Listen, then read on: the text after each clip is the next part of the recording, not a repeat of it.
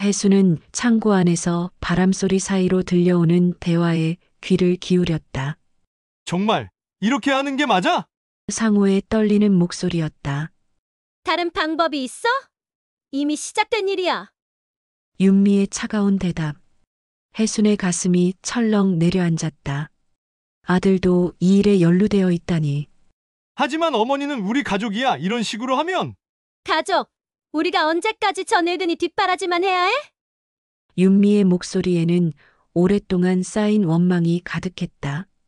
매일 바다 냄새 맡으며 살고 창피해서 친구들도 못 부르고. 나는 이런 삶 더 이상 못 견뎌. 내일이면 끝이야. 해수는 온몸이 떨렸다. 며느리가 자신을 죽이려 한다는 사실을. 보험금만 받으면 우리 자유야 서울로 올라가서 새로 시작할 수 있어? 그제야 모든 것을 깨달았다. 며느리의 미소, 아들의 침묵. 이 모든 것이 자신을 죽이기 위한 계획이었음을. 평생을 가족을 위해 살아온 자신이 그들에게는 그저 짐이었던 것이다. 눈물이 나려고 했지만 해수는 꾹 참았다. 지금은 울 때가 아니었다. 구독, 좋아요, 알림 설정은 무료입니다. 오늘도 한 번만 눌러주시면 가슴 저린 사연을 놓치지 않을 거예요. 드라마 제작에도 큰 힘이 됩니다. 혹시 이 이야기 어디서 시청하고 계신가요? 지역 이름이나 어느 장소 댓글로 남겨주시면 반갑게 인사드리겠습니다.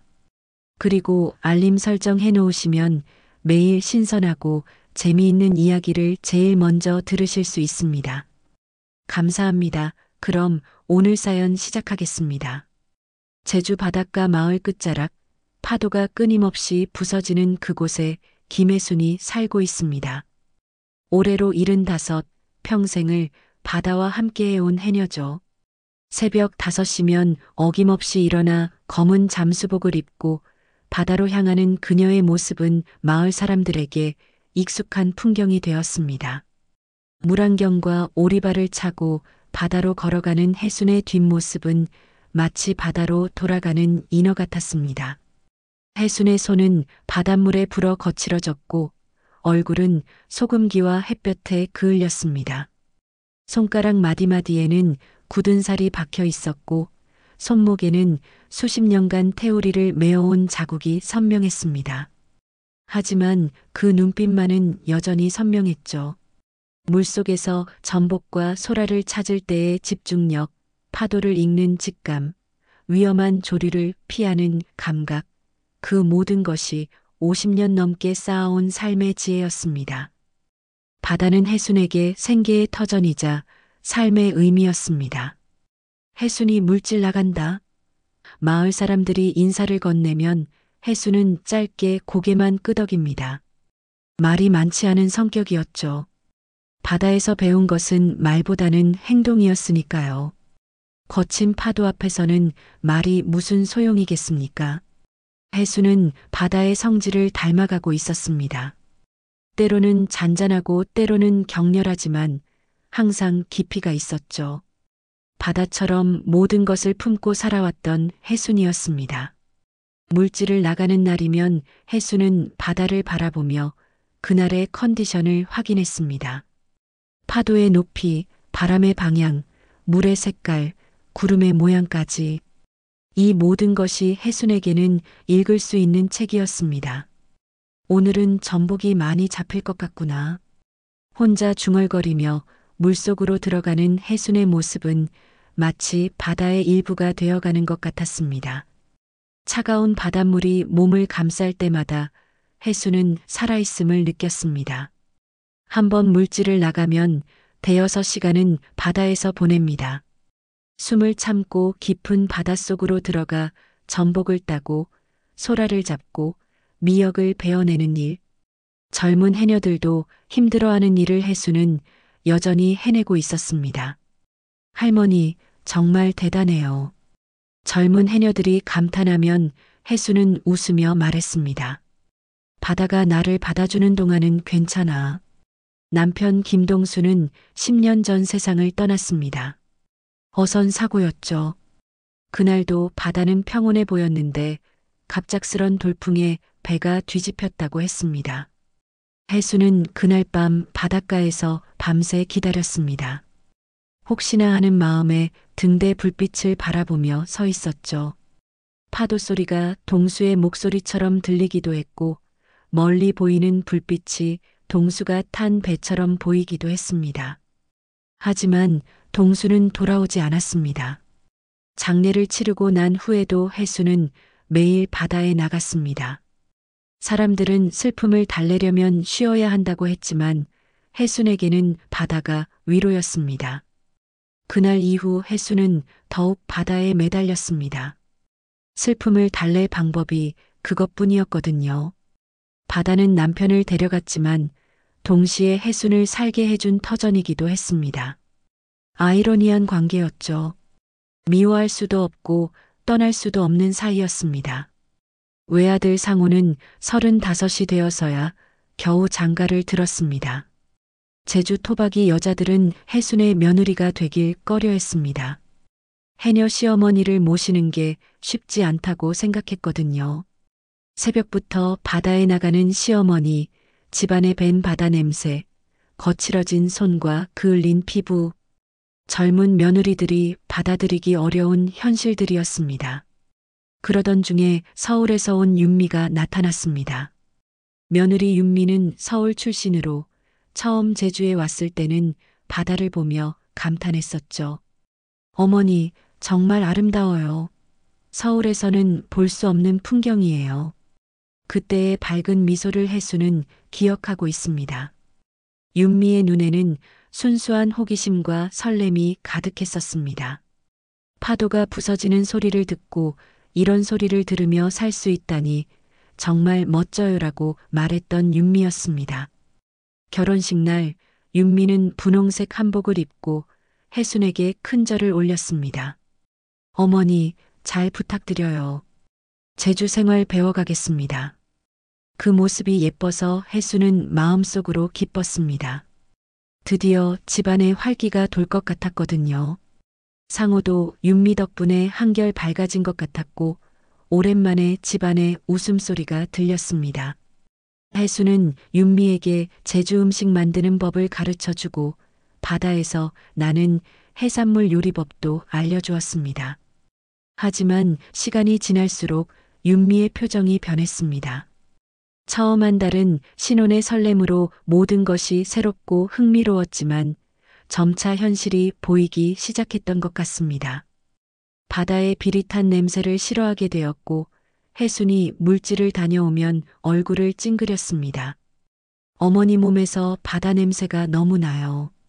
환기를 좀 시켜주세요. 그런 말을 듣고도 해순은 참았습니다. 아들이 좋아하는 여자니까요. 처음에는 단순한 적응의 문제라고 생각했습니다. 서울 생활에 익숙한 윤미가 제주의 바다 냄새에 적응하는 시간이 필요하다고 여겼죠. 하지만 점점 윤미의 불만이 커지는 것을 느꼈습니다. 언제까지 이런 일을 하실 거예요? 나이도 이제 많으신데. 윤미의 물음에는 짜증이 섞여 있었습니다. 해수는 그런 윤미를 보며 마음이 아팠지만 말로 표현하지는 않았습니다. 마을 사람들은 해순을 바다와 결혼한 여자라고 불렀습니다. 농담 반, 진담 반이었죠. 실제로 해순에게는 바다가 남편이자 친구였습니다. 기쁠 때도 슬플 때도 바다로 나가서 마음을 달랬거든요. 바다는 해순의 모든 것을 받아주었습니다. 눈물도 한숨도 분노도 기쁨도 모든 감정을 바다가 품어주었습니다.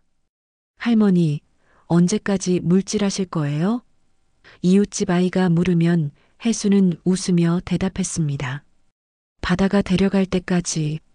그 말에는 농담이 아닌 진심이 담겨 있었죠. 해순에게 물질을 그만둔다는 것은 숨을 멈추는 것과 같았습니다. 바다가 해순의 삶 자체였으니까요. 최근 들어 집안 분위기가 무거워졌습니다. 윤미와 상호가 작은 목소리로 무언가를 의논하는 일이 잦아졌거든요. 해순이 부엌에서 설거지를 하고 있으면 거실에서 들려오는 속삭임. 이제 한계야. 더 이상은 안 돼. 조금만 더 기다려봐. 이런 대화들이 자주 들렸습니다. 혜순이 다가가면 대화를 멈추고 어색하게 웃었습니다. 아, 어머니. 별거 아니에요. 그냥 회사 일 얘기였어요. 상호의 대답은 늘 그랬습니다. 하지만 혜순은 느꼈습니다. 뭔가 중요한 일이 진행되고 있다는 것을요. 윤미의 시선이 점점 차가워지는 것도 느꼈습니다. 예전에는 어머니 조심히 다녀오세요라고 말하던 입에서 이제는 한숨만 나왔죠. 혜순이 물질 도구를 챙기고 있으면 윤미는 고개를 돌려버렸습니다. 마치 보기 싫다는 듯이 말입니다. 혜순은 그런 며느리를 보며 마음 한구석이 쓰라렸습니다. 하지만 내색하지는 않았습니다. 바다에서 배운 인내심이었거든요. 어느 날 저녁 혜순은 마당에서 그물을 손질하고 있었습니다. 낡은 그물에 구멍을 꿰매는 일은 오래된 습관이었죠. 달빛 아래서 바늘땀을 뜨는 혜순의 모습은 평온해 보였습니다. 바늘땀을 뜨며 혜순은 생각에 잠겼습니다. 이 집안이 예전 같지 않다는 생각, 윤미의 변한 태도에 대한 의문들이 머릿속을 맴돌았습니다. 과연 자신이 이 집에서 환영받는 존재일까 하는 쓸쓸함도 밀려왔습니다. 그때 윤미가 밖으로 나왔습니다. 어머니, 이렇게 늦게까지 뭘 하세요? 평소와 다른 목소리였습니다. 그물 손질하고 있어. 내일 물질 나가야 하거든. 혜순이 대답하자 윤미는 혜순 옆에 앉았습니다. 어머니, 요즘 많이 힘드시죠? 갑작스럽게 다정한 목소리였습니다. 며칠째 차갑던 윤미의 태도와는 전혀 달랐죠. 혜순은 고개를 들어 윤미를 바라봤습니다. 괜찮다. 이 일이 내일이니까. 힘들다고 그만둘 수 있는 일이 아니야. 혜순이 담담하게 대답하자 윤미는 이상한 미소를 지었습니다. 그 미소에는 혜순이 읽을 수 없는 무언가가 담겨 있었죠. 마치 비밀을 간직한 사람의 표정 같았습니다. 달빛에 비친 윤미의 얼굴은 평소와 달라 보였습니다. 혜순은 그 순간 묘한 불안감을 느꼈습니다. 바다에서 갑작스런 기상 변화를 감지할 때와 비슷한 느낌이었습니다. 이른 아침 하늘이 유난히 무거웠습니다. 평소라면 맑은 파란색을 띠어야 할 제주 하늘이 회색빛 구름으로 덮여 있었죠. 혜순은 창문을 열고 바람의 방향을 확인했습니다. 남풍이 강하게 불어오고 있었어요. 이런 날씨에는 경험 많은 해녀도 조심해야 했습니다. 오늘은 바다가 좀 거칠겠구나. 혜순은 혼자 중얼거리며 물질 도구를 점검했습니다. 물안경에 김이 서리지 않도록 침을 발라닦고 오리발의 끈이 느슨하지 않은지 확인했죠. 태우리에 망사리를 제대로 메었는지도 살펴봤습니다. 50년 넘게 해온 일상이지만 바다 앞에서는 언제나 긴장을 늦출 수 없었습니다. 라디오에서 일기예보가 나오고 있었습니다. 제주도 지역에 태풍 경보가 발효되었습니다. 오늘 오후부터 바람이 강해지고 내일까지 많은 비가 예상됩니다. 해안가 주민들은 각별히 주의하시기 바랍니다. 혜순은 라디오 소리를 들으며 고개를 끄덕였습니다. 역시 바다의 기운이 예사롭지 않았던 거죠. 부엌에서 간단한 아침을 차리고 있던 혜순에게 윤미가 다가왔습니다. 평소라면 혜순이 물질 나갈 준비를 할 때 말을 걸지 않았는데 오늘은 달랐어요. 어머니, 오늘은 바다 나가지 마세요. 윤미의 목소리에는 어제 밤과 같은 이상한 다정함이 묻어 있었습니다. 왜? 태풍이 온다고 해서 바다 일을 안 할 수는 없어. 이런 날씨에 잡히는 것들이 있단다. 혜순이 대답하자 윤미는 더욱 간절한 표정을 지었습니다. 정말 위험해요. 뉴스에서도 해안가 접근을 금지한다고 했잖아요. 윤미의 말에는 평소에 볼 수 없던 걱정이 섞여 있었습니다. 혜순은 윤미의 변화된 태도가 의아했지만 며느리가 자신을 걱정해준다는 사실이 반가웠습니다. 그래, 그럼 오늘은 집에서 그물이나 손질하고 있을게. 윤미의 얼굴에 안도의 표정이 스쳤습니다. 하지만 그 안도감 뒤에 숨겨진 다른 감정을 혜수는 알아차리지 못했습니다. 그런데 창고 정리는 좀 해주실 수 있어요? 오래된 그물들이 너무 많아서 정리가 필요해요. 윤미가 조심스럽게 말했습니다. 혜수는 고개를 끄덕였습니다. 그래, 그것도 해야 할 일이지. 태풍 지나가기 전에 정리해두는 게 좋겠어. 평소 같으면 윤미가 창고 일까지 신경 쓰지 않았는데 오늘은 유난히 세심했습니다. 상호는 아침 일찍 회사에 나갔습니다. 어머니, 오늘은 정말 바다 나가지 마세요. 태풍 온다니까 위험해요. 평소보다 걱정스러운 목소리로 당부하며 집을 나섰죠. 혜수는 아들과 며느리가 모두 자신을 걱정해주는 모습에 마음이 따뜻해졌습니다. 오랜만에 느끼는 가족의 온기였어요. 오전 내내 혜수는 집 주변을 정리했습니다. 태풍이 오기 전에 해야 할 일들이 많았거든요. 화분들을 안전한 곳으로 옮기고 빨랫줄에 걸린 빨래를 걷어들였습니다. 마당에 널어둔 미역도 실내로 가져왔죠. 이런 일들을 하다 보니 시간이 금세 흘러갔습니다. 점심을 먹고 난 후 혜수는 창고로 향했습니다. 창고 안에는 오래된 그물들과 부표, 낡은 잠수복들이 가득했어요. 몇십 년 동안 쌓인 물질 도구들이었습니다. 그 중에는 남편 동수가 쓰던 것들도 있었죠. 동수의 낚시 도구를 보며 혜수는 잠시 옛 추억에 잠겼습니다. 여보, 오늘은 물질 어땠어? 저녁마다 물어보던 동수의 목소리가 귓가에 들리는 것 같았습니다. 전복을 큰 걸로 5개나 잡았어. 그래, 우리 혜순이가 최고야. 그런 대화들이 그리웠습니다. 이제는 집에 돌아와도 반겨주는 사람이 없었거든요. 창고 정리를 하면서 혜수는 바람소리가 점점 거세지는 것을 느꼈습니다. 태풍이 본격적으로 다가오고 있는 것 같았어요. 창고 문이 바람에 흔들리며 삐걱거렸습니다. 빨리 정리하고 들어가야겠어. 혜수는 서둘러 낡은 그물들을 분류하기 시작했습니다. 오후 3시쯤 윤미가 창고로 와서 말했습니다. 어머니, 제가 차 한 잔 끓여놨어요. 잠깐 쉬고 오세요. 평소 같으면 혜순이 일하는 동안 말을 걸지 않았는데 오늘은 계속 관심을 보였습니다. 고맙다. 조금만 더 정리하고 갈게. 혜순이 대답하자 윤미는 이상한 표정을 지었습니다. 아니에요. 지금 오세요. 차가 식어요. 윤미의 목소리에는 평소에 없던 간절함이 있었습니다. 혜수는 손을 털고 일어섰습니다. 그래, 그럼 잠깐 쉬었다 하자. 창고 문을 열고 나가려는 순간 바람에 문이 3개 닫혔습니다. 혜수는 다시 문고리를 잡아당겼지만 문이 열리지 않았습니다. 문이 왜 이래? 혜수는 힘을 줘서 문고리를 당겨봤지만 소용없었습니다. 바깥에서 무언가에 걸린 것 같았어요. 윤미야, 문이 안 열려. 혜순이 소리쳤지만 대답이 없었습니다. 바람소리가 너무 커서 목소리가 들리지 않는 것 같았어요. 혜순은 창고 창문으로 가서 밖을 내다봤습니다. 윤미가 집 쪽으로 걸어가는 모습이 보였어요. 윤미야. 다시 소리쳤지만 윤미는 돌아보지 않았습니다. 마치 일부러 못 들은 척하는 것 같았습니다. 혜수는 이상함을 느꼈습니다.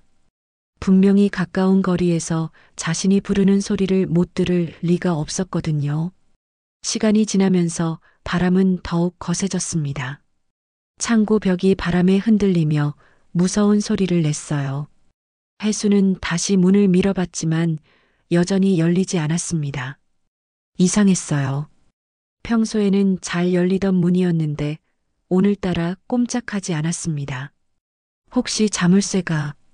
혜수는 문틈으로 손을 넣어 만져봤습니다. 그리고 깜짝 놀랐어요. 문 바깥쪽에 자물쇠가 채워져 있었습니다. 혜수는 순간 어리둥절했습니다.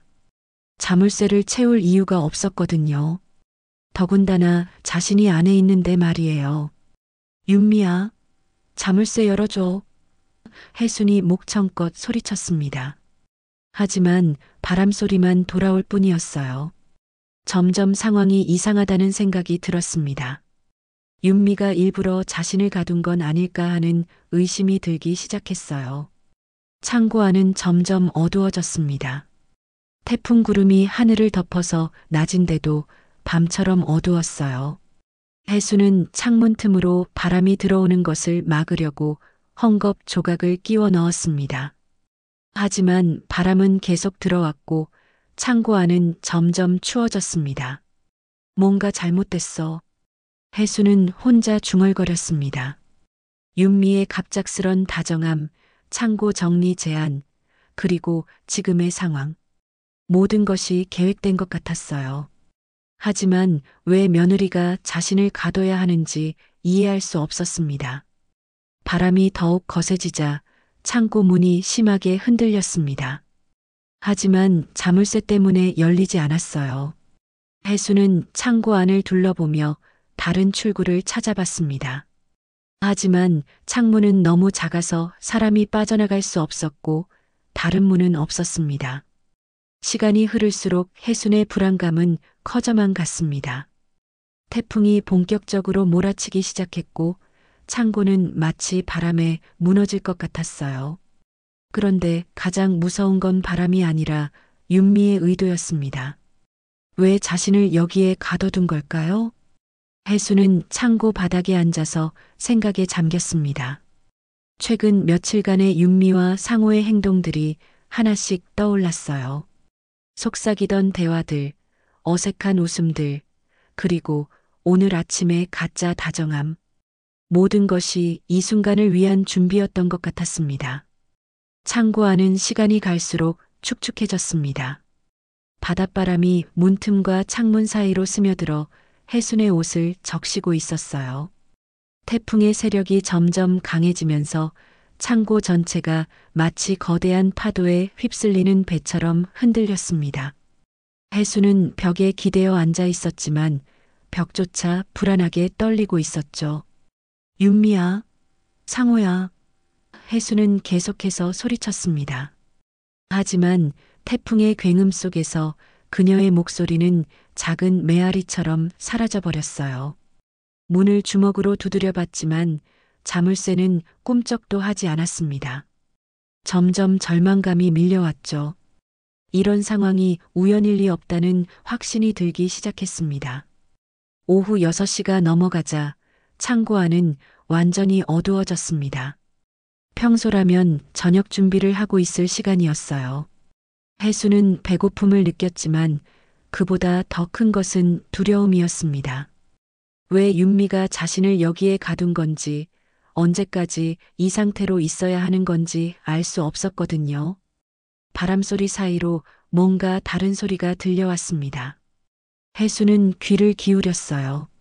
사람들의 목소리 같았습니다. 창고 뒤편에서 들려오는 것 같았죠. 혜수는 조심스럽게 창문 쪽으로 다가가 귀를 대고 들어봤습니다.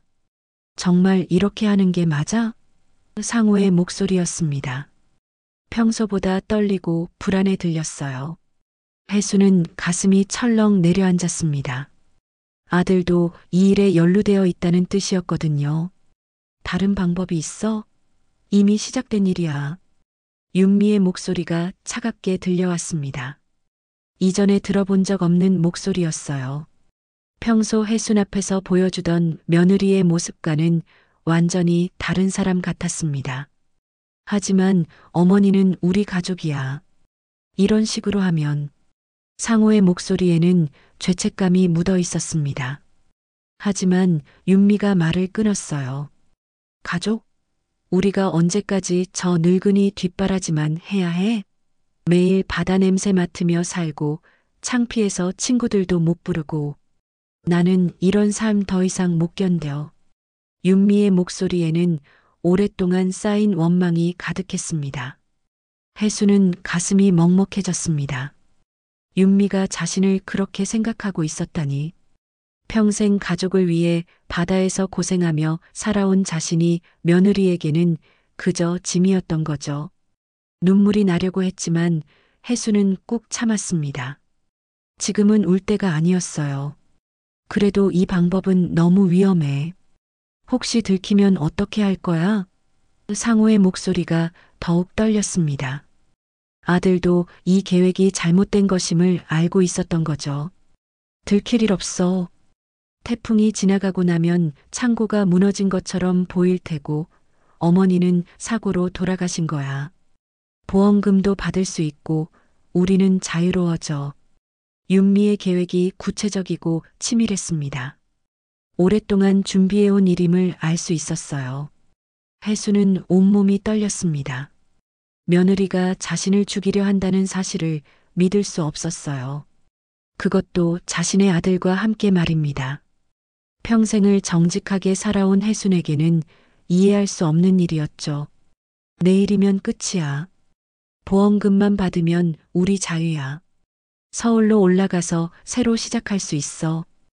윤미의 목소리가 점점 멀어졌습니다. 두 사람이 집 쪽으로 돌아가는 것 같았어요. 정말 괜찮을까? 상호의 마지막 말이 바람에 섞여 들려왔습니다. 하지만 윤미의 대답은 들리지 않았어요. 그들의 발소리도 태풍 소리에 묻혀 사라졌습니다. 혜수는 그제야 모든 것을 깨달았습니다. 윤미의 갑작스러운 다정함, 오늘 바다에 나가지 말라는 당부, 창고 정리 제안, 그리고 지금 이 상황. 모든 것이 자신을 죽이기 위한 치밀한 계획이었던 거죠. 며느리가 자신의 죽음을 바라고 있었고 아들도 그 계획에 동참하고 있었습니다. 가슴이 너무 아팠습니다. 평생을 바다에서 고생하며 번 돈으로 아들을 키우고 며느리를 맞이했는데 그들에게는 그저 없어져야 할 존재였던 거예요. 혜수는 벽에 머리를 기댔습니다. 인생의 허무함이 밀려왔죠. 하지만 포기할 수는 없었습니다.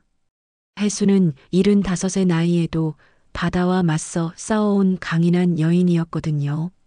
창고 안을 다시 살펴봤습니다. 탈출할 방법이 있을지도 몰랐어요.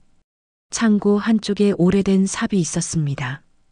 혜수는 그 삽을 들고 문 근처를 살펴봤어요. 자물쇠를 부술 수는 없을까 생각했지만 문이 너무 튼튼했습니다. 대신 창문 쪽을 자세히 봤죠. 창문은 작았지만 유리를 깨고 나가면 될지도 몰랐습니다. 하지만 밖은 태풍이 몰아치고 있었어요. 자칫하면 더 위험할 수도 있었습니다. 그래도 여기서 죽을 수는 없었어요. 혜수는 삽으로 창문 틀을 조심스럽게 두드려 봤습니다. 오래된 나무 틀이 조금씩 부서지기 시작했어요. 소음을 최대한 줄이면서 작업을 계속했습니다. 혹시 집에서 들을까봐 걱정되었거든요. 밤이 깊어갈수록 태풍은 더욱 거세졌습니다. 창고 전체가 무너질 것 같았어요. 지붕에서 떨어지는 물방울이 혜순의 머리를 적셨습니다. 추위와 공포, 그리고 배신감이 한꺼번에 밀려왔죠. 정말 나를 죽이려는 거구나. 혜수는 현실을 받아들였습니다. 며느리와 아들이 자신의 죽음을 계획하고 있다는 사실을 말이에요. 하지만 동시에 분노도 느꼈습니다. 평생을 가족을 위해 살아온 자신을 이런 식으로 대하다니. 혜수는 창문 작업을 계속했습니다. 바람이 너무 거세서 창문을 완전히 부수기는 어려웠지만 조금씩 틈이 벌어지고 있었어요. 시간이 더 필요했지만 포기하지 않았습니다. 바다에서 배운 끈기로 버텨보자.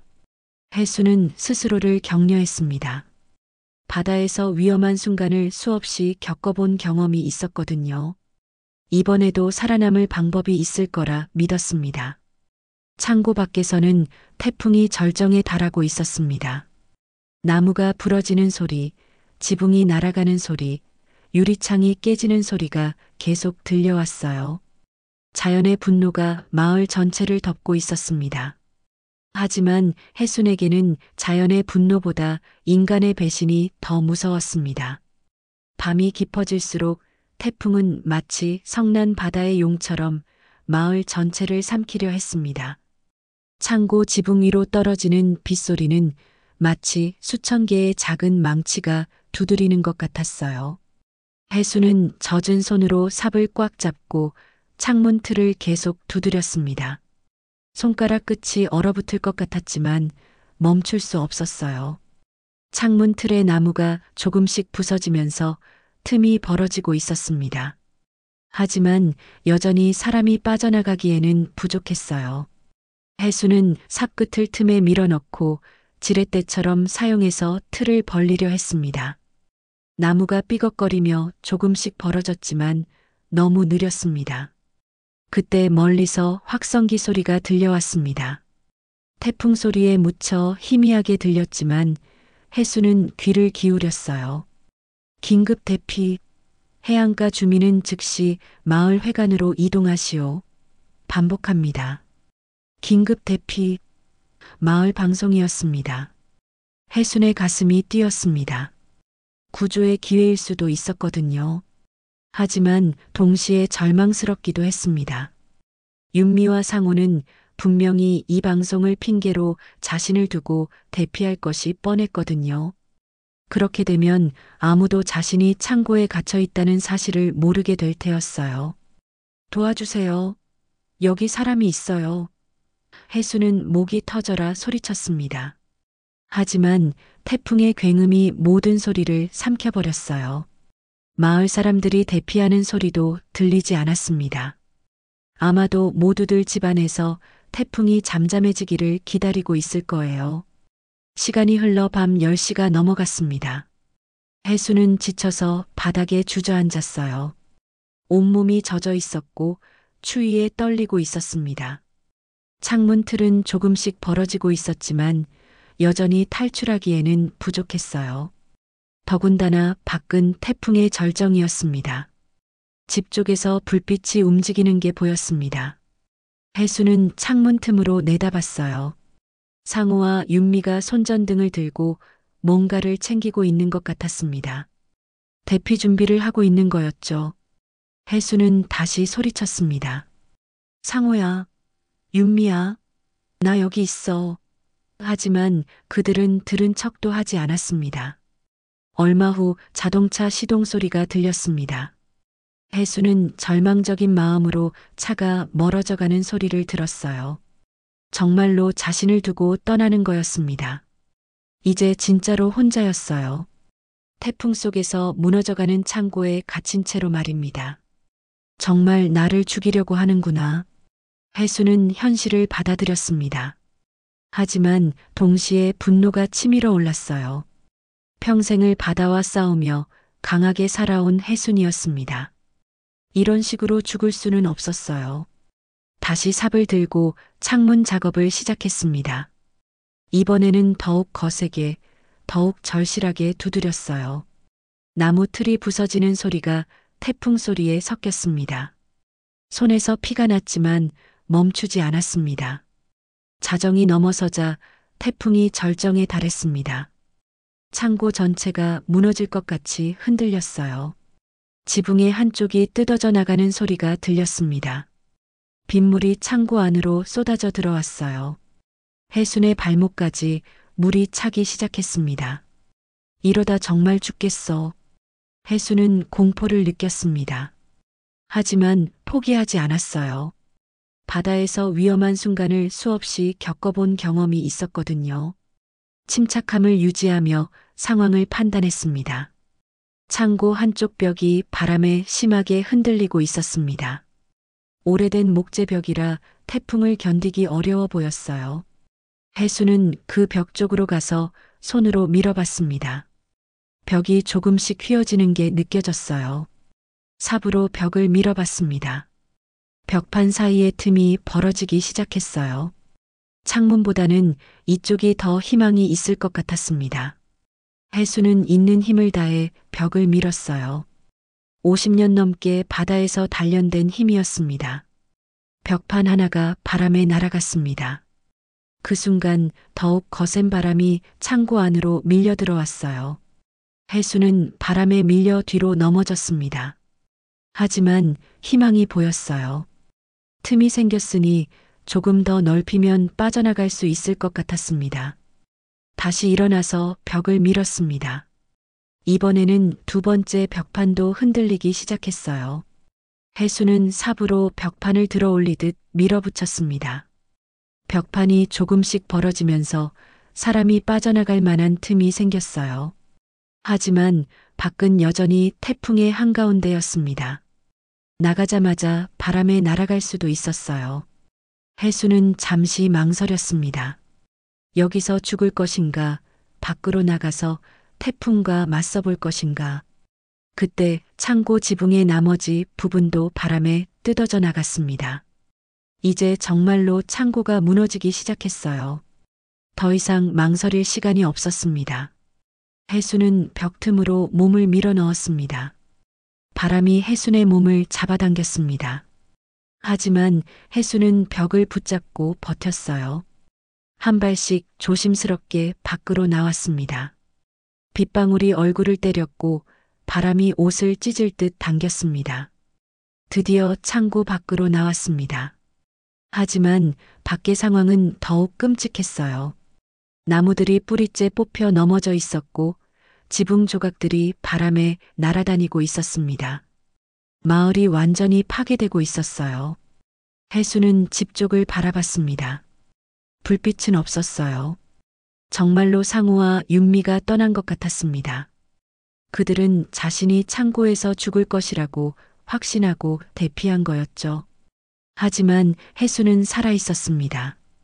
그들의 계획대로 죽지 않았어요. 오히려 그들의 배신을 정확히 알게 되었습니다. 이제 해순의 마음속에는 분노와 복수심이 타오르고 있었어요. 태풍 속에서도 해수는 걸을 수 있었습니다. 평생 바다와 맞서 싸워온 경험 때문이었어요. 바람의 방향을 잃고 위험한 곳을 피하며 조심스럽게 움직였습니다. 마을 회관 쪽으로 가야 했어요. 걸으면서 해수는 생각했습니다. 윤미와 상우가 자신의 죽음으로 얻으려는 것이 무엇인지 알았어요. 보험금과 자유였습니다. 하지만 그들은 해순을 너무 우습게 본 것 같았어요. 바다와 평생을 함께한 여인을 그렇게 쉽게 죽일 수는 없었습니다. 마을 회관까지의 길은 험난했습니다. 곳곳에 쓰러진 나무와 날아온 잔해들이 길을 막고 있었어요. 하지만 해수는 포기하지 않았습니다. 반드시 살아서 그들의 계획을 무너뜨려야 했거든요. 태풍의 절정 속에서 해수는 한 걸음씩 앞으로 나아갔습니다. 바람이 온몸을 때렸지만 굴복하지 않았어요. 평생을 거친 바다와 맞서 싸워온 몸은 이 정도 풍랑쯤은 견딜 수 있었습니다. 하지만 마음속의 상처는 어떤 태풍보다도 깊고 아팠어요. 마을길은 완전히 파괴되어 있었습니다.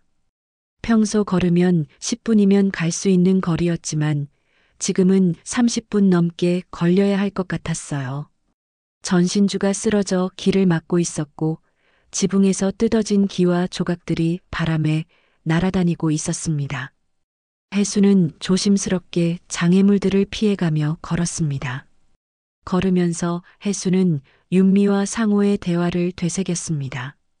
내일이면 끝이야. 보험금만 받으면 우리 자유야.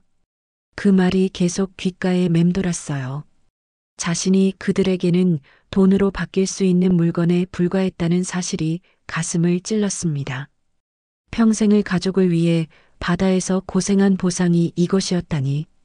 마을 한복판을 지나갈 때 해수는 익숙한 집들을 봤습니다. 이웃들의 집들도 모두 피해를 입고 있었어요. 지붕이 날아간 집, 창문이 모두 깨진 집, 담장이 무너진 집들. 하지만 사람들은 모두 안전한 곳으로 대피했을 것입니다. 자신만 빼고 말이에요. 그때 앞쪽에서 무언가가 움직이는 게 보였습니다. 해수는 눈을 비비고 다시 봤어요. 사람 같았습니다. 이런 태풍 속에서 누가 밖을 돌아다닐까요? 가까이 가보니 윤미였습니다. 혼자서 무언가를 찾고 있는 것 같았어요. 윤미는 태풍 속에서 허우적거리고 있었습니다. 우산을 들고 있었지만 바람에 뒤집어져 소용없었어요. 비옷을 입고 있었지만 이미 흠뻑 젖어 있었습니다. 무언가를 급하게 찾는 듯한 모습이었어요. 혜수는 멀리서 윤미를 지켜봤습니다. 윤미가 무엇을 하고 있는지 궁금했어요. 분명히 마을 회관으로 대피했을 텐데 왜 다시 나왔을까요? 혹시 자신이 정말 죽었는지 확인하러 온 건 아닐까요? 윤미가 창고 쪽으로 향하는 것을 봤습니다. 혜순의 추측이 맞았어요. 윤미는 자신의 계획이 성공했는지 확인하러 온 것이었습니다. 하지만 창고는 이미 반쯤 무너져 있었고 혜순의 흔적은 어디에도 없었어요.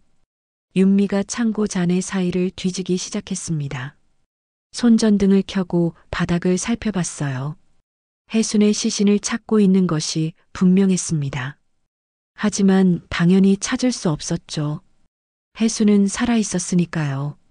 점점 윤미의 움직임이 급해졌습니다. 계획한 대로 되지 않았다는 것을 깨달은 것 같았어요. 손전등을 이리저리 비추며 창고 주변을 샅샅이 뒤졌습니다.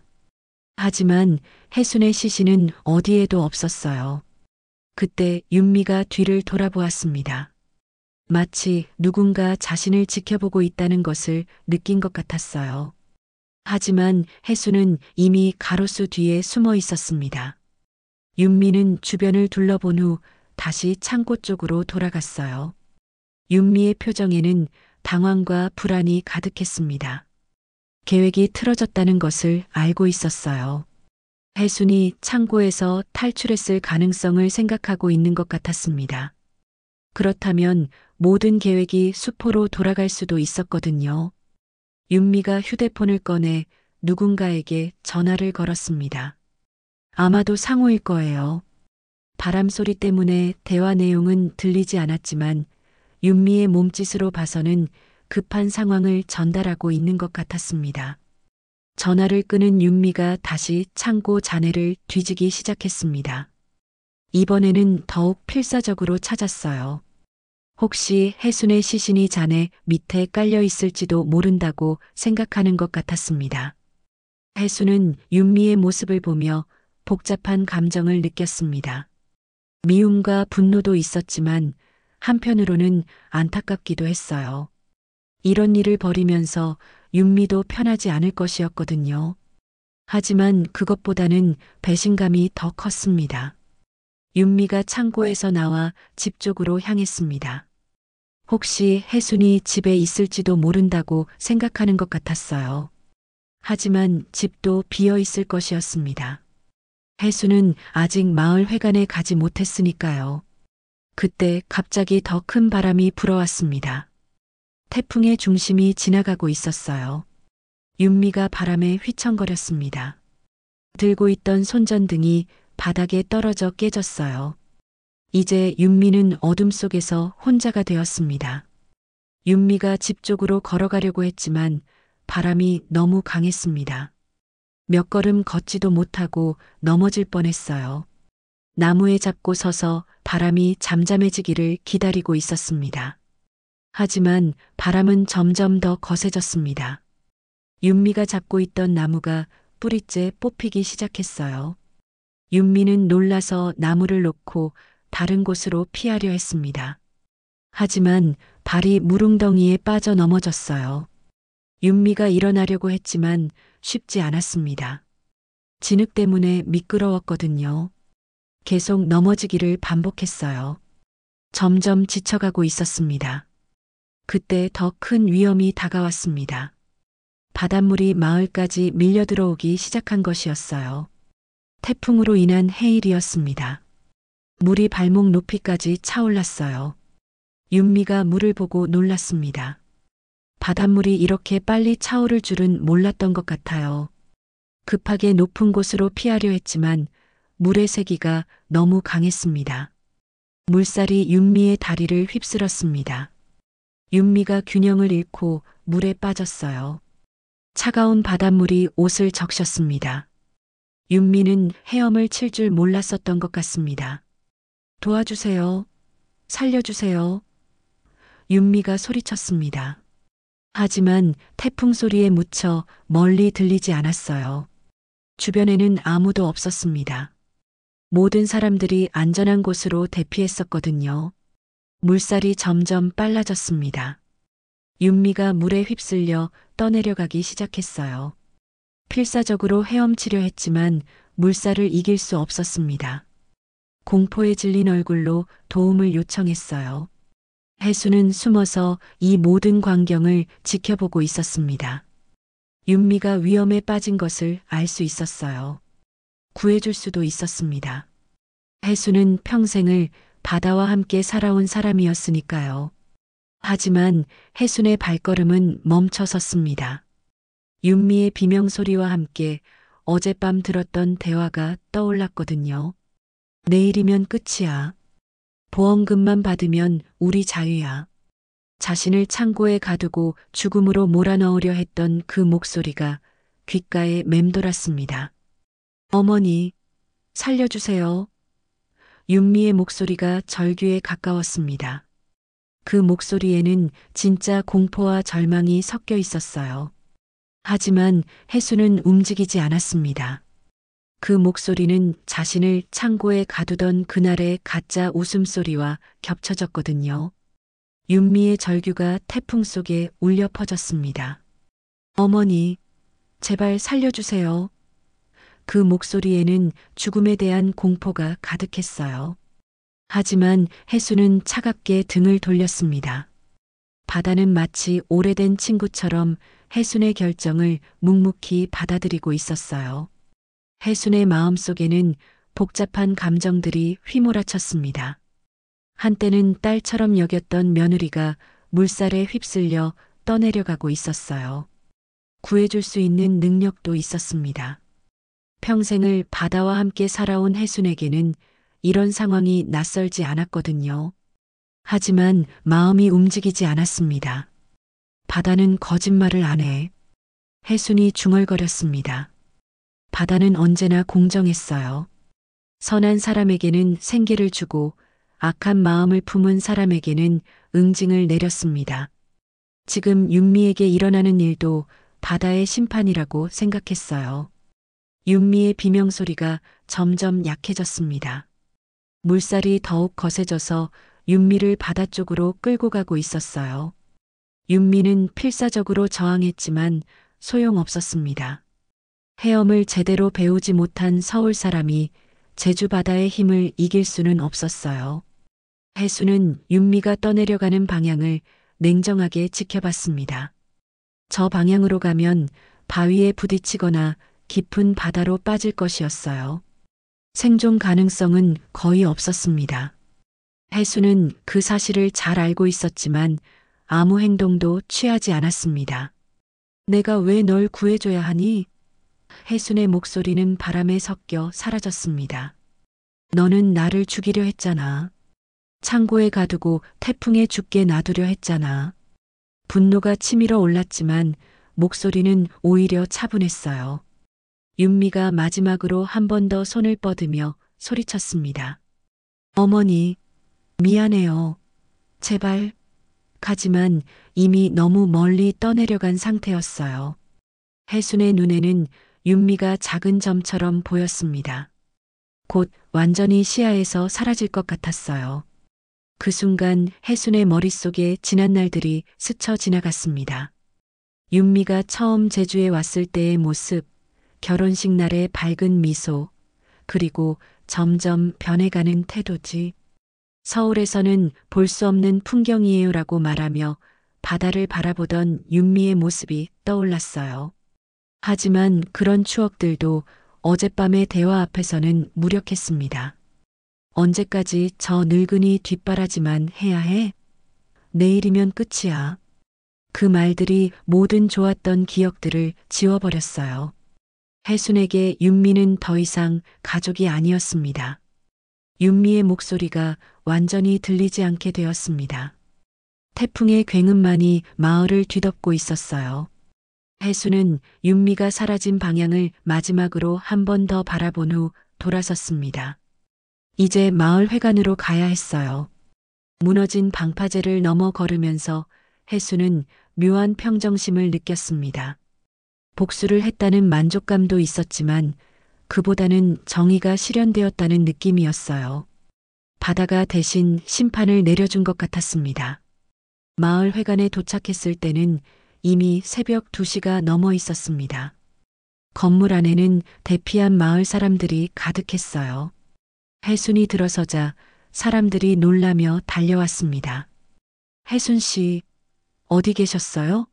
찾고 있었는데요. 이웃집 아주머니가 걱정스러운 표정으로 말했습니다. 상호랑 윤미가 찾고 있던데요. 어머니가 안 보인다고 해서요.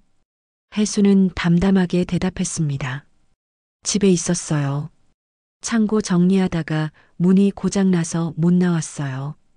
거짓말이었지만 자연스럽게 나왔습니다. 진실을 말할 필요는 없었어요. 그런 일이 있었군요. 다행히 무사하시네요. 마을 이장이 안도하며 말했습니다. 상호 씨는 어디 갔을까요? 어머니를 찾으러 나갔는데 아직 안 돌아왔어요. 해수는 고개를 가로저었습니다. 모르겠어요. 아마 안전한 곳에 있을 거예요. 상호가 어디에 있는지는 정말 몰랐습니다. 윤미와 함께 있었는지 아니면 따로 있었는지 알 수 없었어요. 마을 사람들이 해순에게 담요를 씌워주고 따뜻한 차를 건넸습니다.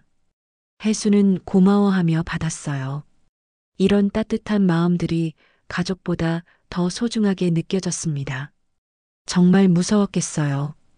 혼자서 태풍을 견디시느라. 젊은 해녀가 동정하며 말했습니다. 해수는 쓸쓸하게 웃었어요. 태풍보다 더 무서운 것을 견뎌낸 밤이었거든요. 새벽이 되어 태풍이 조금씩 잠잠해졌습니다.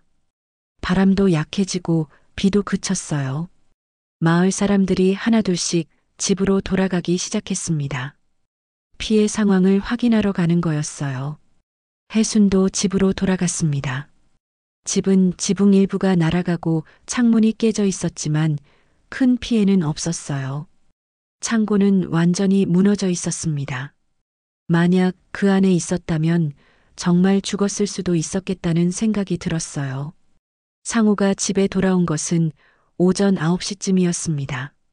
얼굴이 창백하고 눈이 충혈되어 있었어요. 밤새 윤미를 찾아 헤맨 것 같았습니다. 어머니, 어디 계셨어요?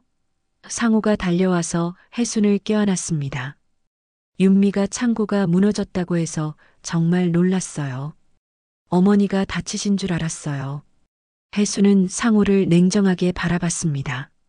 나는 괜찮다. 그런데 윤미는 어디 있니? 이미 답을 알고 있었지만 물어봤어요. 상우의 얼굴이 더욱 어두워졌습니다. 모르겠어요. 어젯밤에 어머니를 찾으러 나갔는데 아직 못 찾겠어요. 혹시 사고라도 당한 건 아닐까요? 바다는 무서운 곳이야. 해순이 의미심장하게 말했습니다. 특히 마음에 죄가 있는 사람에게는 더욱 그렇지. 상우가 해순을 이상하게 바라봤지만 해순은 더 이상 말하지 않았습니다. 경찰이 와서 윤미의 실종 신고를 받아갔습니다. 해순은 담담하게 진술했어요. 며느리가 저를 찾으러 나갔다고 들었는데 그 후로는 못 봤습니다. 거짓말이 아니었어요. 실제로 윤미를 본 것은 멀리서였으니까요. 수색 작업이 시작되었지만 윤미를 찾지 못했습니다. 태풍이 핥힌 바다는 모든 것을 삼켜버린 상태였어요. 며칠 후 윤미의 가방과 옷 조각이 해변에서 발견되었지만 시신은 끝내 나오지 않았습니다. 상호는 윤미의 죽음을 받아들이지 못했습니다. 분명히 살아있을 거예요. 어디선가 구조되었을 거예요. 하지만 해수는 알고 있었어요. 윤미는 이미 이 세상 사람이 아니라는 것을요. 장례식은 조용히 치러졌습니다. 관 안에는 윤미의 사진만 있었어요. 상호는 울었지만 해순의 눈에는 눈물이 없었습니다. 슬픔보다는 복잡한 감정들이 마음을 채우고 있었어요. 사람들은 혜순을 불쌍히 여겼습니다. 며느리를 잃고 얼마나 속상하시겠어요. 하지만 혜순은 진실을 알고 있었습니다. 잃은 게 아니라 스스로 선택한 결과였다는 것을요. 태풍이 지나간 뒤의 마을은 마치 전쟁터 같았습니다. 지붕이 날아간 집들, 뿌리째 뽑힌 나무들, 바닷물에 휩쓸려온 잔해들이 곳곳에 널려 있었어요. 혜수는 창문 너머로 이 모든 광경을 바라보며 묘한 감정을 느꼈습니다. 자연의 힘 앞에서는 모든 것이 무력해 보였어요. 상호는 윤미의 죽음을 받아들이지 못하고 있었습니다. 장례를 치른 지 일주일이 지났지만 여전히 바닷가를 헤매고 다녔어요. 분명히 어디선가 살아있을 거야. 윤미는 강한 사람이야. 스스로를 위로하는 것 같았지만 그 목소리에는 절망이 섞여 있었습니다. 혜수는 상호의 모습을 지켜보며 복잡한 마음이었습니다. 아들도 윤미와 함께 자신을 죽이려 했던 공범이었어요. 하지만 지금 아들의 고통스러워하는 모습을 보니 한편으로는 안타깝기도 했습니다. 그래도 자신이 낳고 기른 핏줄이었으니까요. 상호야, 이제 받아들여야 해. 혜순이 조심스럽게 말했습니다. 상호는 혜순을 바라봤어요. 그 눈빛에는 원망과 절망이 섞여 있었습니다. 어머니는 어떻게 그렇게 담담하실 수 있어요? 윤미가 죽었는데요. 상호의 목소리가 떨렸습니다. 어머니를 찾으러 나갔다가 변을 당한 거잖아요. 죄책감 안 드세요? 혜순의 가슴이 찔렸지만 표정은 변하지 않았습니다. 죄책감? 내가 왜 죄책감을 가져야 하니? 침묵이 흘렀어요. 상호는 혜순의 차가운 반응을 이해할 수 없다는 표정이었습니다. 윤미가 날 찾으러 나간 건 맞아. 하지만 그게 정말 나를 걱정해서였을까? 혜순의 목소리에는 의미심장한 뉘앙스가 있었어요. 상호가 고개를 들어 혜순을 바라봤습니다. 무슨 말씀이세요? 상호의 목소리가 조금 떨렸어요. 마치 무언가 들킬까봐 두려워하는 것 같았습니다. 혜순은 상호의 눈을 똑바로 바라봤습니다. 너도 알지 않니? 바다는 죄를 기억한다고. 그 한마디에 상호의 얼굴이 창백해졌어요. 마치 자신의 비밀이 탄로난 것처럼 보였습니다. 어머니, 그게 무슨... 상호가 변명하려 했지만 혜순이 손을 들어 막았습니다. 바다에서 평생을 살아본 사람은 알아. 바다가 누구를 데려가고 누구를 살려두는지. 혜순의 목소리는 차분했지만 그 속에는 확신이 담겨 있었어요. 윤미는 바다가 데려간 거야. 상호는 더 이상 말할 수 없었습니다. 혜순이 뭔가 알고 있다는 것을 느꼈거든요. 하지만 정확히 무엇을 알고 있는지는 확신할 수 없었어요. 죄책감과 두려움이 상호의 마음을 짓누르고 있었습니다. 그날 밤부터 상고는 술을 마시기 시작했습니다. 매일 밤 소주병을 들고 바닷가에 나가서 윤미의 이름을 부르며 울었어요. 윤미야, 미안해. 내가 잘못했어. 돌아와. 술에 취해 중얼거리는 상호의 모습은 처량했습니다. 혜수는 그런 상호를 멀리서 지켜봤습니다. 아들이 고통받는 모습을 보는 것이 쉽지 않았지만 이것도 응보라고 생각했어요. 잘못을 했으면 그에 대한 대가를 치러야 하는 법이었습니다. 마을 사람들이 상호를 걱정하기 시작했습니다. 상호가 너무 많이 마셔. 이러다가 몸 버린다. 윤미 일로 충격이 큰가 봐. 사람들은 상호를 동정했지만 혜수는 다른 생각이었어요. 상호야, 술 그만 마셔. 어느 날 밤 혜순이 바닷가에서 술 마시고 있는 상고에게 말했습니다. 이렇게 해서 윤미가 돌아오니? 어머니는 몰라요. 상호가 소리쳤습니다. 어머니는 윤미가 죽은 것도 무덤덤하게 받아들이잖아요. 정말 가족이 맞나요? 혜수는 상호의 말에 상처받았지만 내색하지 않았습니다. 가족이라. 중얼거렸어요. 그래, 가족이면 서로를 죽이려고 하니? 상호의 얼굴이 순간 굳어졌습니다. 뭐라고요? 목소리가 떨렸어요. 아무것도 아니야. 취객의 헛소리야. 혜순이 돌아서려 했을 때 상호가 혜순의 팔을 잡았습니다. 어머니, 정말 아무것도 모르세요? 상호의 눈에는 두려움이 가득했어요. 정말 창고에서 혼자 있었다고요? 혜수는 상호를 차갑게 바라봤습니다. 너는 뭘 알고 있는 것 같은데? 역질문이었어요. 상호는 대답할 수 없었습니다. 그 후로 상호와 혜순 사이에는 미묘한 긴장감이 흘렀습니다. 서로 무언가를 알고 있다는 것을 눈치채고 있었지만 명확하게 드러내지는 않았어요. 마치 서로를 견제하는 것 같았습니다. 상호의 음주는 더욱 심해졌습니다. 낮에도 술을 마시기 시작했고 회사에도 나가지 않았어요. 혜수는 그런 아들을 보며 걱정되기도 했지만 한편으로는 이것이 당연한 결과라고 생각했습니다. 어느 날 상우가 혜순에게 말했습니다. 어머니, 저는 서울로 올라가려고 해요. 갑작스러운 말이었어요. 여기 있으면 윤미 생각만 나고 견딜 수 없어요. 혜수는 놀라지 않았습니다. 언젠가는 이런 날이 올 것이라고 예상했거든요. 그래, 그게 좋겠다. 담담한 대답이었어요. 어머니는 혼자서도 괜찮으실까요? 상우가 걱정스럽게 물었지만 그 걱정은 진심이 아닌 것 같았어요. 오히려 빨리 떠나고 싶어 하는 것 같았습니다. 나는 바다가 있잖아. 바다가 내 가족이야. 혜순의 대답은 쓸쓸했지만 담담했어요. 실제로 바다가 혈육보다 더 신뢰할 만한 존재라고 느끼고 있었습니다. 일주일 후 상호는 정말로 제주를 떠났습니다. 짐도 거의 싸지 않고 서둘러 떠났어요. 마치 무언가에서 도망치는 것 같았습니다. 혜수는 상호를 배웅하지 않았어요. 굳이 그럴 필요를 느끼지 못했습니다. 상호가 떠난 후 집은 조용해졌습니다. 혜수는 혼자서도 전혀 외롭지 않았어요. 오히려 편안했습니다. 더 이상 거짓 감정을 숨기고 살 필요가 없었거든요.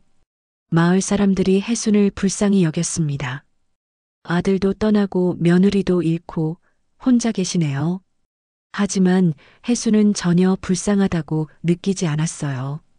오히려 자유로웠습니다. 며칠 후 보험회사에서 연락이 왔습니다. 윤미의 보험금 지급에 관한 것이었어요. 상호가 수혜자였는데 연락이 되지 않는다는 내용이었습니다. 혜수는 상호의 서울 연락처를 알려주었지만 묘한 미소를 지었어요. 결국 보험금을 받게 되는구나. 혜수는 혼자 중얼거렸습니다. 하지만 그 돈으로 행복할 수 있을까? 윤미가 원했던 것을 상호가 혼자 차지하게 된 것이었지만 그 과정에서 너무 많은 것을 잃었어요. 혜수는 창문 너머로 바다를 바라봤습니다. 태풍이 지나간 후에 바다는 다시 평온을 찾았어요. 마치 아무 일도 없었다는 듯이 잔잔하게 파도가 치고 있었습니다. 하지만 혜수는 알고 있었어요. 바다가 모든 것을 기억하고 있다는 것을요. 상호가 제주를 떠난 지 석 달이 지났습니다. 혜수는 다시 예전의 일상으로 돌아갔어요. 새벽 5시에 일어나 바다로 나가고 저녁에 돌아와 그물을 손질하는 평범한 해녀의 삶이었습니다. 하지만 이전과는 다른 점이 있었어요. 마음속의 평화였습니다. 첫 물질을 나간 날 혜수는 바다 앞에서 잠시 멈춰 섰습니다. 태풍이 휩쓸고 간 바다는 여전히 깊고 푸르렀어요. 파도가 발끝을 적시며 장단을 맞춰주었습니다. 오랜만이야. 혜순이 바다에게 인사했어요. 마치 오랜 친구를 만난 것 같은 기분이었습니다. 물속으로 들어가니 모든 것이 그대로였습니다. 전복들이 바위 틈에 숨어 있고 소라들이 모래 위를 기어다니고 있었어요. 미역들도 물살에 흔들리며 춤을 추고 있었습니다.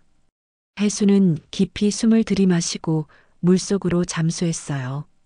차가운 바닷물이 온몸을 감쌌습니다. 그 순간 해수는 진정한 자유를 느꼈어요. 이곳에서는 거짓말도, 배신도, 욕심도 존재하지 않았습니다. 오직 생존을 위한 본능만 있을 뿐이었어요. 해순에게는 이 정직한 세계가 더 편안했습니다. 물 위로 올라오면서 해수는 마을을 바라봤습니다. 태풍의 흔적들이 아직 남아 있었지만 사람들은 다시 일상을 찾아가고 있었어요. 무너진 집을 고치고 새로운 나무를 심고 삶을 이어가고 있었습니다. 자연 앞에서는 모든 것이 무력하지만 인간은 다시 일어설 줄 아는 존재였어요. 그날 저녁 해수는 오랜만에 풍성한 수확을 거뒀습니다. 전복 8개, 소라 20개, 그리고 싱싱한 미역까지. 마치 바다가 자신을 위로해주는 것 같았어요. 집으로 돌아가는 길에 이웃들이 인사를 건넸습니다. 혜순 씨, 오늘 수확이 좋네요. 혼자서도 이렇게 잘하시다니 정말 대단해요. 사람들의 따뜻한 말들이 혜순의 마음을 달래주었습니다. 이런 소박한 일상이 그리웠어요. 집에 도착해서 혜순은 창고 털을 바라봤습니다. 아직 정리하지 않은 잔해들이 그대로 남아 있었어요. 그 모습을 보며 그날 밤의 일들이 떠올랐습니다. 윤미의 계획, 자신의 탈출, 그리고 바다의 심판까지. 모든 것이 꿈 같은 일이었어요. 며칠 후 서울에서 상우가 전화를 걸어왔습니다. 어머니, 안녕하세요. 목소리가 많이 바뀌어 있었어요.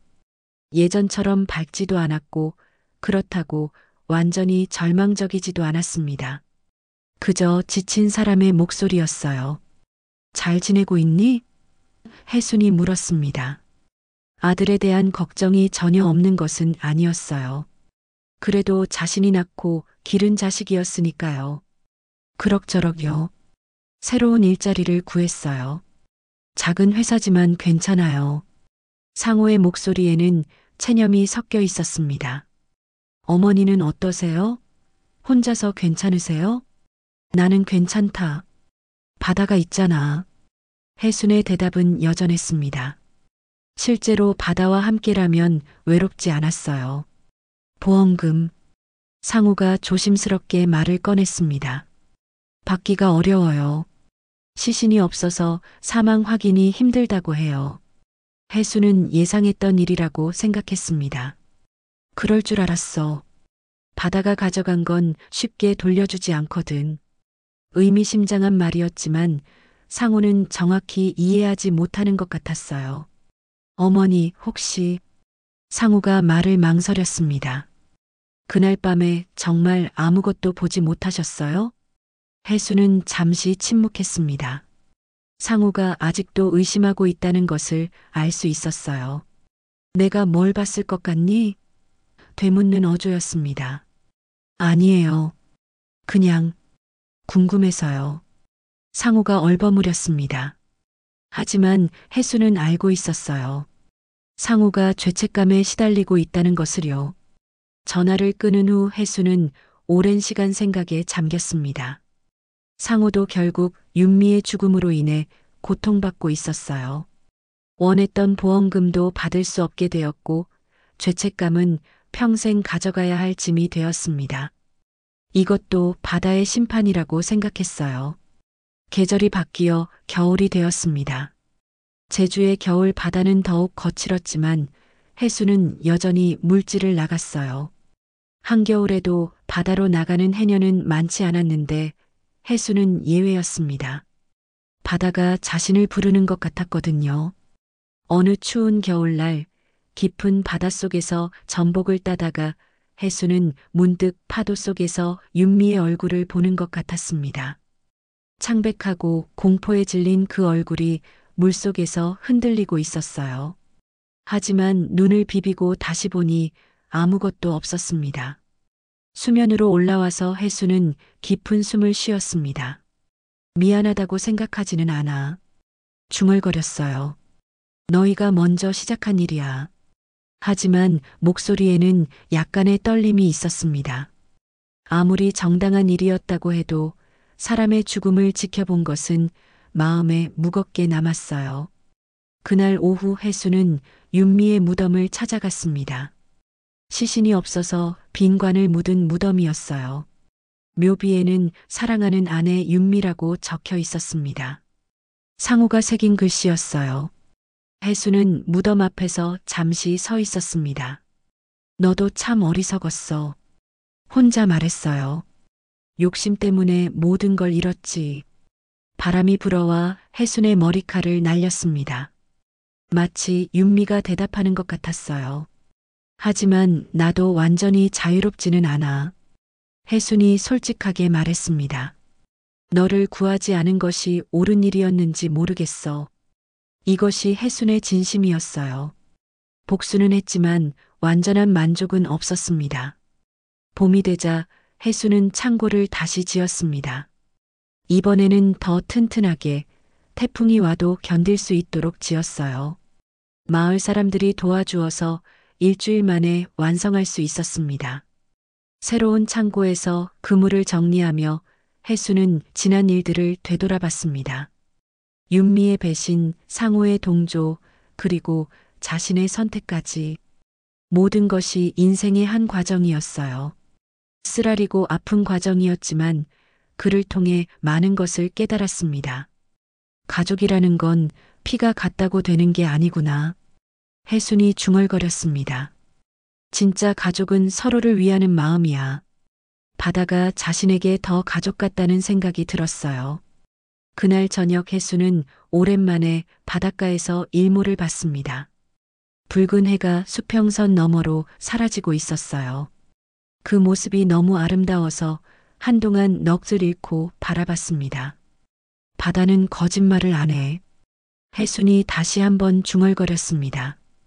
이 말은 이제 그녀의 신념이 되었어요. 바다는 언제나 정직했고 공정했고 진실했습니다. 사람들과는 달리 말이에요. 파도가 발끝을 적시며 속삭이는 것 같았습니다. 마치 혜순을 위로해주는 것 같았어요. 평생을 함께한 친구가 잘했다고 말해주는 것 같았습니다.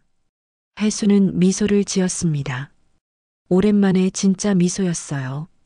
이제 진짜 자유로워진 것 같았습니다. 더 이상 거짓된 가족에 얽매이지 않아도 되고 배신을 걱정하지 않아도 되었어요. 바다와 함께라면 충분했습니다. 끝까지 시청해 주셔서 감사합니다. 지금까지 이 이야기 어디서 시청하고 계셨나요? 지역 이름이나 어느 장소 댓글로 달아주시면 감사한 마음으로 꼭 반갑게 답글로 인사드리겠습니다. 구독, 좋아요, 알림 설정도 부탁드립니다.